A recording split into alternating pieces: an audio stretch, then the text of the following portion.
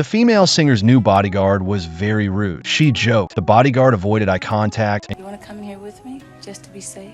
and continued watching the door. Rachel was a popular superstar, center of attention. The new bodyguard, however, was indifferent to her. Will you grab that jacket for me, the red one, please? Frank told her to the beginning of the story. An employer was pinned to the ground by his bodyguard because he had just narrowly escaped being shot. Fortunately, his bodyguard was the first to notice the enemy's movement, and the employer saved his life. The employer hoped Frank would continue the job, but was refused. Frank wasn't suited for permanent work because it would dull his alertness. He had been President Reagan's bodyguard, and on the day Reagan was assassinated, he happened to be on leave. Frank blamed himself. One day, a black man found Frank, hoping he would protect his female boss. Upon hearing it was a female celebrity, Frank refused on the spot, regardless of his salary offered. The man insisted on finding him because Frank was the best in the business. Seeing that money couldn't persuade him, the man played the emotional card, saying the person needing protection was a frightened woman with an 8-year-old son. Only then did Frank agree that on Frank's first day at work, his bodyguard instincts began assessing the surroundings. The mansion's doorbell was worn out, and Frank easily entered the mansion with a made-up identity. Inside the mansion, he first met the star's driver and noticed an injury on the driver's arm, asking about IT turn out that during the female star's last performance, a doll had exploded at the venue, but only the driver was injured. Then, using another random identity, he smoothly entered the female star's rehearsal room. IT was already obvious that there were virtually no security measures here. Here, Frank met Bill, and the female star didn't know about Bill hiring a bodyguard. Her name was Rachel, and looking at the thin Frank, he didn't look like a bodyguard at all. You don't look like a bodyguard. What'd you expect?